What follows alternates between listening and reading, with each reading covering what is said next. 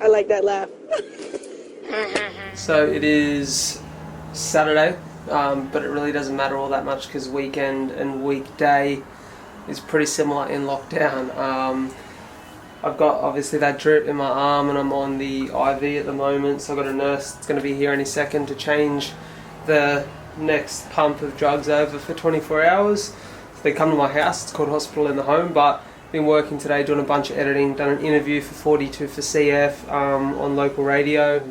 I had a bunch of people reach out afterwards over social media who had CF or had been touched by CF, and one lady in particular, you know, it was really nice to receive a message from her. She said that her 3-year-old daughter has CF and had heard it mentioned on the telly and ran to watch it and had just been talking about the interview all day. And for me, you know, she mentioned that it gives her hope for her daughter's future, and that's what this is about. I want people to know that regardless of how hard CF can be at times, there is hope and there are amazing futures ahead of us.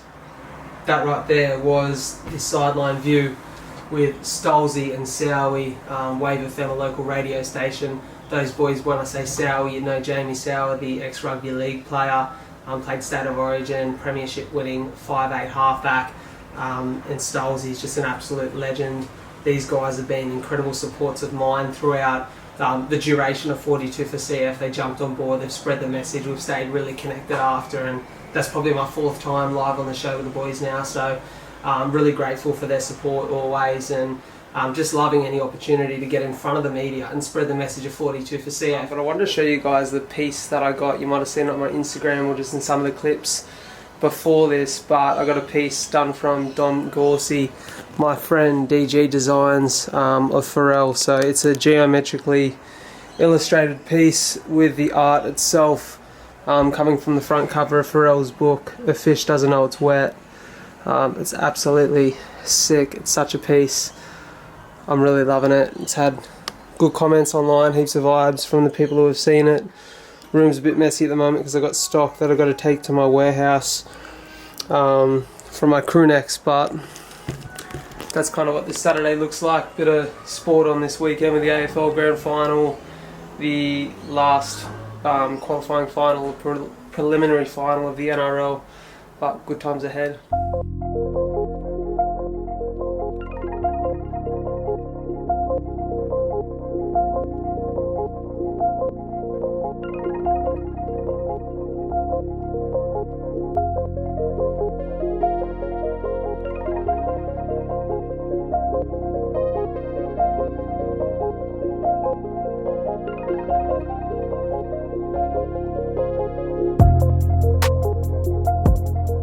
So as some of you may or may not know, I've got liver disease, so I can't drink alcohol.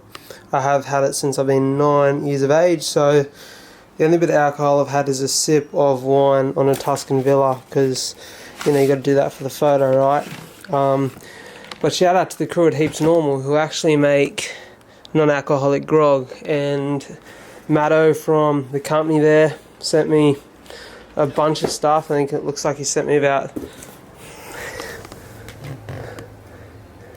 I don't know, like maybe like 24 odd cans, which is really sweet of them, so super grateful for that. Back in the studio, got some meetings going down this morning, got the whole crew here, and we're podcasting, so we're on. Most people don't love what they do, which sucks, but it's a reality.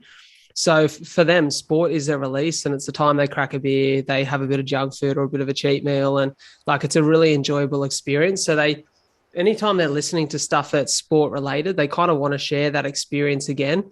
And whilst we want to get good information across and actually give them an insight of what's happening in the current sport on blokes and their balls, then I'm like, I still want them to feel like they're coming for that humor element too, and that they get to enjoy it and really have a good experience and the show's entertaining. I love that. I reckon that's great. And I think he's fucking hilarious on camera because he's absolutely shit with it. So it's just like it adds an extra element, like he'll be pissed off that the tech doesn't work, and like I just think it adds an extra element, like where people will look forward to that minute of him just being really frustrated.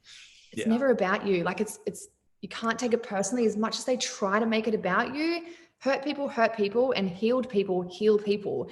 And me being like a 15-year-old, I'm thinking like, oh, I'm pretty hot stuff here in my heels. And I just remember hitting the deck. Like, I don't even know how.